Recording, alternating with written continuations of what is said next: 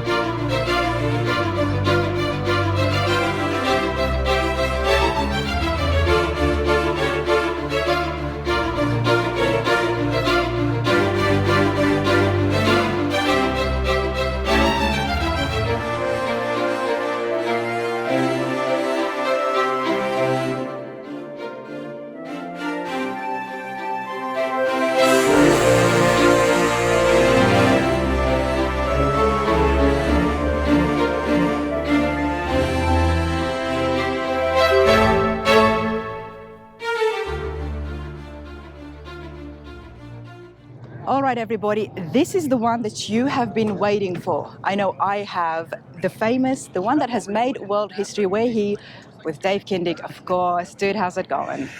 Doing very well. It's a beautiful Sunday morning in Arizona. You couldn't ask for better weather, better people, and a better car show. And it doesn't get any better when you're in the show as well. Can we just put it out there? Stop. Keep going, though, really. No, I'm kidding. Hey, 1953, the Corvette Concept Car. The one that has made history, and I'm going to keep saying that over and over again. This video, we're going to look at the entire build, something that I was dying to do with one Ridler. But here it is right now, before the car. Dave, tell us a little bit about how it all came together. Well, you know, actually met a good, really nice gentleman by the name of Dave Maxwell out in Pittsburgh, and he says, Dave, I want to try and go for a Ridler. I want you to build me a car. I said, cool. And after 20 plus years, finally getting the opportunity to do that, I said, what do you want to build? He says, I have no idea. So he says, I'm sure you got some ideas. And I'd actually been penning up some of the concepts and stuff for my CF1 carbon fiber Corvette series. And one of those was, what if Corvette was made in a coupe in 1953? If I got a hold of one of those cars, chopped it, sectioned it, channeled it, smoothed it over, what would that car look like? Well, of course, this is what I came up with. And when I presented the rendering to him, he says, well, this is wonderful. He says, but do you think a fiberglass car can win the Ridler? I said, I'm not going to build it out of fiberglass. We're going to do it out of aluminum. Wow. So everything always snowballs in Kindig Design. And with the guys there, I've got some guys that have got some really wonderful talents that have been with me for a long time. And Will, actually, where there's a will, there's a way, says, why don't we not do a chassis? Let's do a unibody. We'll use the V12 from Australia that you wanted to do. We'll use that as a backbone, basically. So this car's got so many big-time tricks in it. I mean, every last piece of this car is custom built.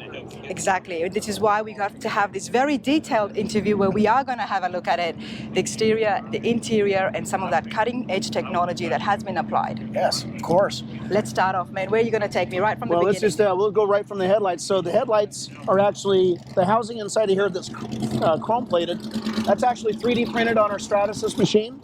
And then it's body worked and sent out for deposition chroming. Brought it back. We have a Hella projector headlight with the turn signal parking light incorporated into the halo.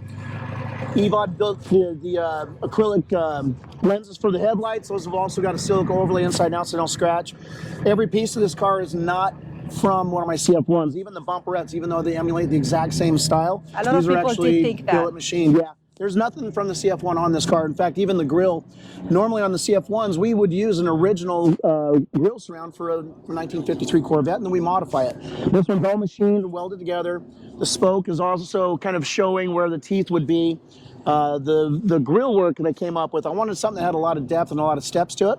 That same grill work is actually identified through the rest of the build too, as like the grills on the valve covers, the door panels, the grill speakers, the floor mats inside the car. There's a lot of really cool details. You'll get to see that too. But every part of this car has been hand rolled out of 4x10 sheets of aluminum. Let's just say it's all hand built. This car is all hand built. There's literally 4 pieces of this car painted red. The 2 doors, the hood, and the body itself. There is no other panels. There's no opening panels inside of the wheel tubs. There's no panels that drop out of the red paint underneath the car. And so really we wanted to build something that had a lot of flow to it, that made sense, but also was very technically advanced, far more than a lot of the other cars we've done. We've taken all of those things over 25 years and added it into our hat of tricks, I guess is the best way to describe it. And sometimes when you do that, when you have something of this caliber and you're applying so many different advances and skills into it, it's hard to make it all look good and flow. Yet, mate, you've achieved that so well. We practiced for a while. I know you have, but still, when you something like, and it's so different from all of your other builds. I love all of your builds, and I love all the CF1 Corvettes as well. But this here stands out to me so much. And is that because of the fact that there is so much one-piece metal in it? Exactly. I mean, really, I wanted to develop something that was recognizable, like a 1953 Corvette, but I also wanted to use some of the design elements that have inspired me as a designer. I've played around with a lot of the Scataletti design stuff, Pininfarina. You'll see a little bit of Aston Martin in this car, Viper GTS roofline. I always really thought that was a beautiful thing. The Corvette itself is just a gorgeous car. Chopped, sectioned, channeled, whatever you do to one of those, you start to take all the height out of the car. Now it starts to get a lot of wedge, it starts to get a lot of slipperiness. And I think this car, again, we pride ourselves on flush mounting stuff, and I think that really kind of resonates with everybody going, okay, I think I know what I'm looking at, but I'm sure there's more to it. Absolutely. Well, can we just talk about the undercarriage for a moment? Yeah. All one-piece chassis. How did you go about with the suspension? So the suspension is based on an F1 car. So actually up here in the nose, we have a single lateral coilover based on F1 technology. The upper control arms are about 22 inches long, the lower are about 28 inches long. The lower ones are actually mounted to the oil pan. The suspension actually mounts to the drivetrain, not to the car. Wow. So that nose cone has the water passages. The water pump is actually electric. It's inside the Ron Davis custom-built radiator. The accessory drive for the engine is behind the engine in the bell housing, which is accessible from inside the car through underneath the dash. The alternator's underneath the dash, inside the bell housing. It's got a torque tube, 1/4-inch walled torque tube. It's about 6 inches in diameter. Goes back to a 8-speed transaxle from a 2017 Z06. We've actually modified that and simplified it down to a 4-speed automatic. We just drop it into a gear because this car, let's be realistic, it's not going to deliver pizzas. We're not going to drive it that much. So the drivetrain itself is all done in that same platinum color, which we have on the TwelveAir engine here. The 12-stack representation in here is actually 3D printed grills, which again match the grill work that's inside the valve cover, the nose, and inside the car. And of course, the intake is to represent like a 12-stack injection. However, it's not actually a functioning injection. Okay. These look like a filter with a like a dust screen over the top, what we call a outerwear. There's actually a single K&N filter inside the flank with a single car throttle body. Wow. The front up here houses a single lateral coilover based on the F1 technology. 105 millimeter throttle body right here in the right fender flank. Wow. So just had to kind of fake that a little bit. We used Ultimate Headers flanges and of course modified. We have a 3-into-2, 2-into-1 exhaust system. It's all polished stainless. We have packing and augers inside the long tubes. There is no muffler necessarily on the car because I didn't want to have to stylize another component like that. So basically we have a long sweep, which is the stainless 4-inch exhaust. All of that auger system has been shoved into that tubing. So the underside of the car, literally, when I went to the Copo Center, I had to see if I needed a permit for a landing for a UFO because the bottom of this car is absolutely unbelievable, even compared to the top of the car. And I believe that, of course, because with everything that you're telling us, there is so much involved. How long did the entire chassis build take? So the entire car actually took 4.5 years. Yep. So there's actually a monocoque inside, which is 3/8 aluminum plate. That's sandwiched between the skin of the aluminum bottom of the car and the top of the car. Once that was all welded together, that is one piece. That was it. So the entire car is just one piece minus the hood and the 2 doors for the body. Check out this footage here, everybody, as we watch the body getting to the chassis, and it does it justice more than we can even explain it.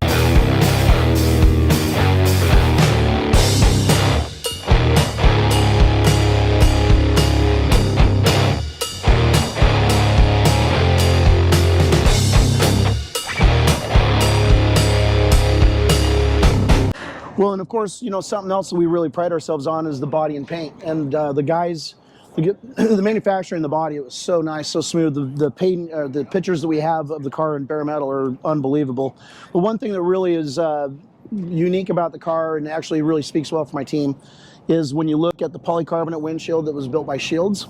This is a polycarbonate windshield. It's got a silica overlay inside and out. This is actually digitally designed. We did not have to make a buck for it. We were able to actually scan the car with our Faro 3D scanner. We were able to design it, send an email. We got 2 windshields, 2 back glass, just in case we messed up. And if you look at this is really what's really cool.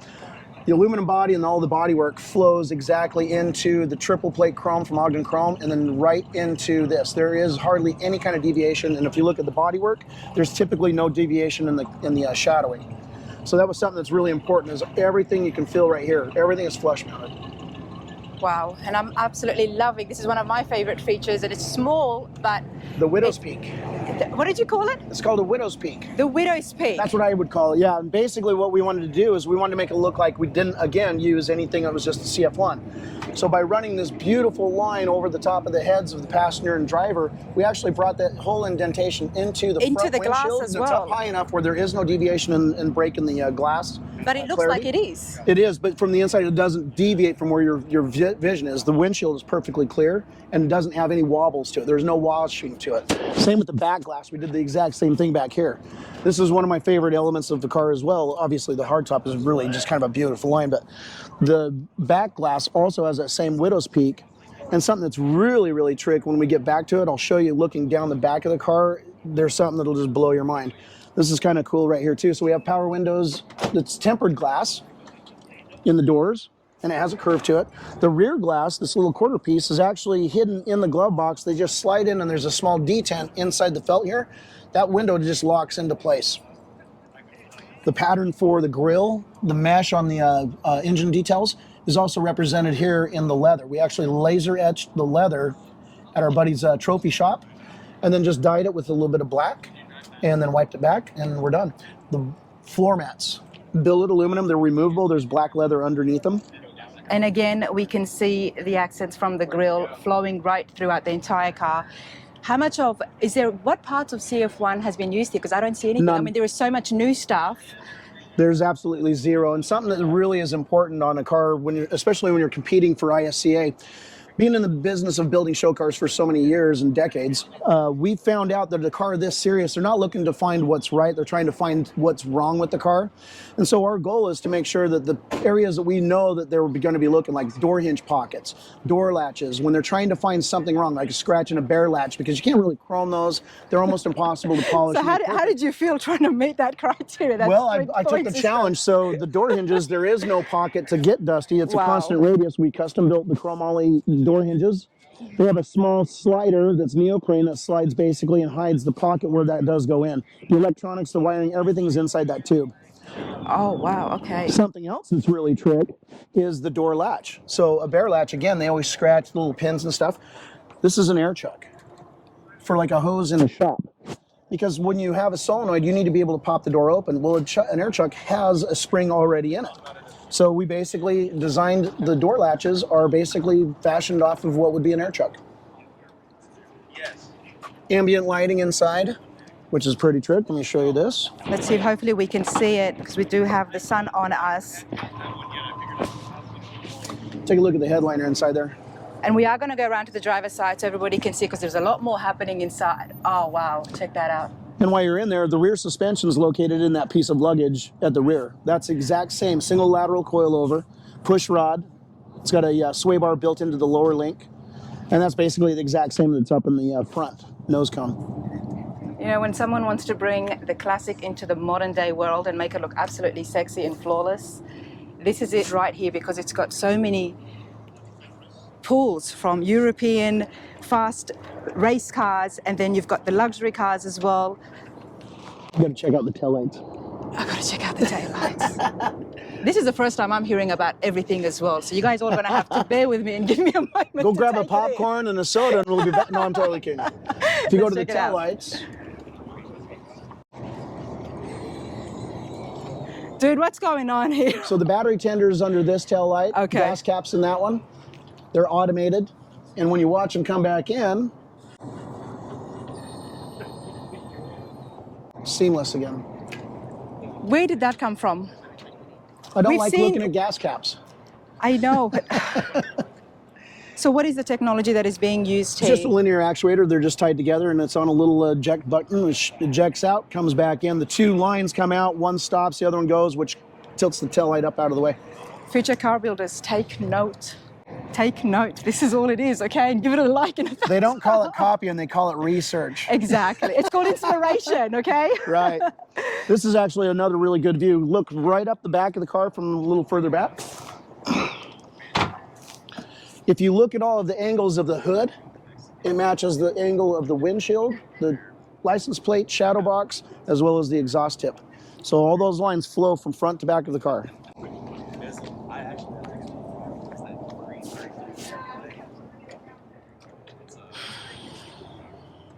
And I used a lot of other Corvette eras inspiration, I guess is the best way to describe it on this car. If you look at the steering wheel is actually based on the design for a 1953 steering wheel, but I also mixed it with a C8, which C8 you know is a square steering wheel. So we have a square 1953 steering wheel in the car. I don't have enough room for a tilt column, but I did make room for a tilt wheel. A tilt wheel. The wheel itself, we actually robbed the inside of a JDM tilt wheel mechanism, and we incorporated it into the one-off wheel we designed and had EVOD build. The gauges are Dakota Digital, and of course those have a ton of stuff going on with them as well. Those are HDX from the Dakota Digital line, but we've basically dissected everything. That's white gold. I was just and going diamonds. to ask you. White gold and diamonds, and they're actually 3/4 of an inch dropped below the surface of the lens. So what happens is you actually have what would be a dimensional. You can't really tell where the beginning and end of that panel is because of the depth. All right, well, my question, of course, all right, I'm a lady. How many carats is there? Plenty. Enough to make a rabbit sick. Wow. I'm doing Wow. I would love to answer quick. Let me turn the lights on here.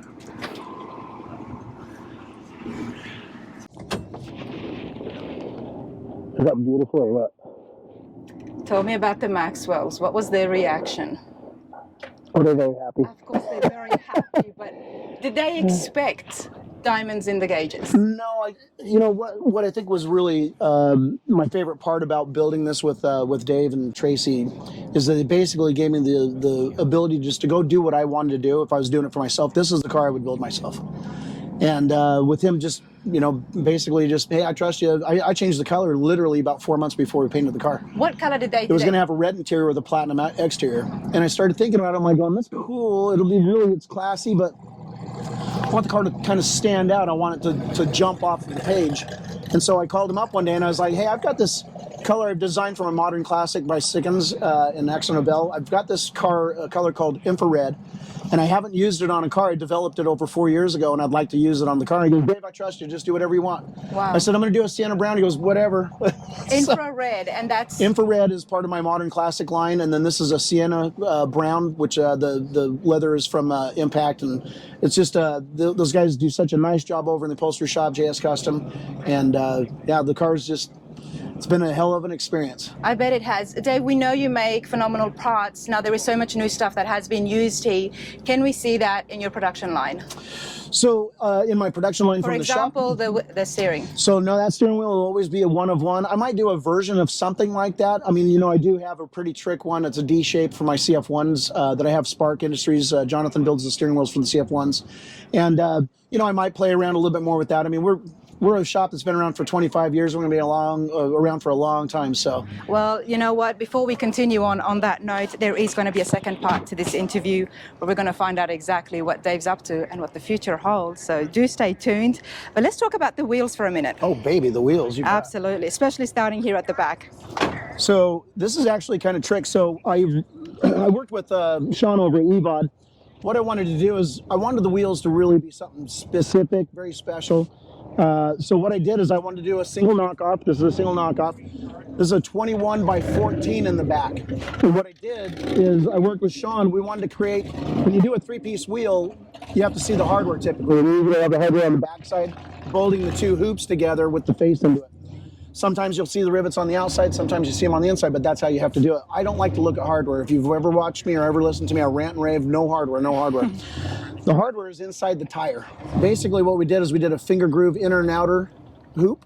There's a band and hardware where the glue goes, just like you would normally glue together a 3-piece wheel. The hardware is basically screwed into the perimeter of the wheel. Once that was all dried, then we put the tire on it. Another thing that's pretty trick too is we took the Willwood brakes and we basically used the caliper. We stylized those. We made our new rotor with the drilling and cross threaded. It's all incorporated into one. I wanted to really simplify and make it beautiful. This is a polished stainless. These will be the functional rotors when we're done. They're not chromed. Inside the caliper right now on the brake pads, we actually have black pool table felt, so we don't scratch those. So you don't scratch. And I'm making sure I have it because Kevin has to take it to Houston after this, and he's going lights and mirrors for the last time this year. I got to make sure I don't upset him because he spent a day polishing those after. I bet he had. What else is really cool? If you look in the center where the Willwood hat would normally be, the aluminum hat, it's speed wired on the backside. But this flows with the wheel. That is continued all the way. This is actually brake pad. This is the wheel. Wow. But if you look from the outward appearance, it looks like it just goes together. Dude. Even just fitting this fat tire is underneath this small car, right? Actually fits just fine. Yeah, the lower control arms back here. Again, all of the suspension on this entire car, the drivetrain, with one link added or built, I could actually unbolt and drop the entire drivetrain on its wheels out of the car, and it would actually function still. So the suspension being located in the nose cone of the engine, the suspension basically being incorporated into the interior on this. Literally the monocoque that's back here, the 3/8 plate aluminum, basically is holding that suspension. If I was to take all of that out, I could make one little link and this car would roll down the street. You know, we hear a lot about the stance of the car, and the stance here is not so hot-rodded. Mm-hmm. Can I say that? You can say that. It does have a little bit of what we would call hot rodded. It's about a ½ inch lower in the front than it is in the back. I love that. Half an inch? Half an inch. Half an inch. Just a little bit of attitude is what we call it. And this one doesn't need a lot of attitude. No, it definitely does not. It's got plenty before it started, yes. It's got plenty. There's already so much happening. You did not need to create an aggressive stance. But you still have to do something. Half an inch. Well, it's crazy to walk up to the car because when you see pictures of it, you really don't get the scale of the car. It actually looks like it's a pretty small car. This actually is a pretty reasonably decent sized car. I mean, the width, the length, everything else. What happens when you start to chop them, section them, and channel them, they start to look longer, lower, and fatter. And of course, when you walk up to a car and it's barely at your belt height, that's my Ferrari's at that. I was just about to say. So, right. What about the wheel sizes at the front? So the wheel size up front, we did 21 by 14 overall. In the back, we did a 20 by 8.5 up front. It's got a 245, 35, 20, and we sanded the faces off both inside and out. They are Michelin Pilot Super Sports. Wow. Were before we took all the lettering off. What about more on the inside? Tell me. I know. What about the center console? We didn't cover that. So the center console basically just houses the control panel. This is all CAN bus. So the electronics were literally, the computer under the dash is the only thing that looks like it actually came out of the box and in the car without being modified. So as you can see right here, there we go. You got the switches for all of the stuff. There's power windows setups, headlights, the ejection button, the start button. And of course, the shifter, that also is not a normal shifter. It's not just a one you can buy for a Chevelle. This is actually all custom built. So detent, everything has all been designed and developed and built. This is a hand piece of bent steel that's been chromed. This is all aluminum that's been formed and fabricated. And of course, you know, the panel's just clean. And again, with the grills, it's been carried on to the pedals over here Exactly. as well. Oh, man. And again, we see that in the door panels.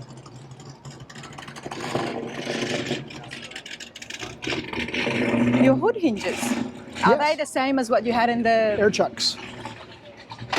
Yep. Now tell me, there's two levels here. So this is actually something that's really important.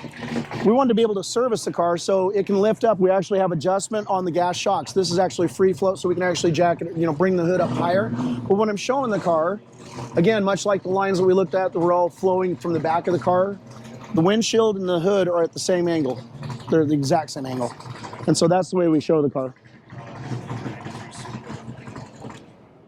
Obviously, everywhere you go, you got a little measuring tape in the back pocket, don't you? It's right here.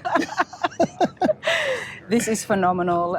You have had an amazing year, and I know you're very tired. What's the plans for the car and, of course, the Maxwells? What do they plan to do? You know, we're going to actually continue to show the car into the 2025 season, and we'll just see what happens. We don't know. You know, the car is going to be available, I think, at some point because we like building stuff. Of course. And this is a great piece of art, by far. Not necessarily a car you want to drive, you know, on a road tour by any stretch, but the car does drive, and it would be a great piece of somebody's collection down the road. Who knows? And now, before we finish up, because we are going to get this turned on, this, if you thought this was amazing, this is, I'm just going to say this is just the beginning of it. There really is is. so much more. There is so much more, and I think the car would have opened up so many more doors for you. Yeah. So you have to stay tuned for the next part of this interview where we find out exactly what's next for Dave. On that note, turn this baby on. No baby. With those of you with small children and weak constitutions, you might want to plug your ears. I'm kidding you. It's not that.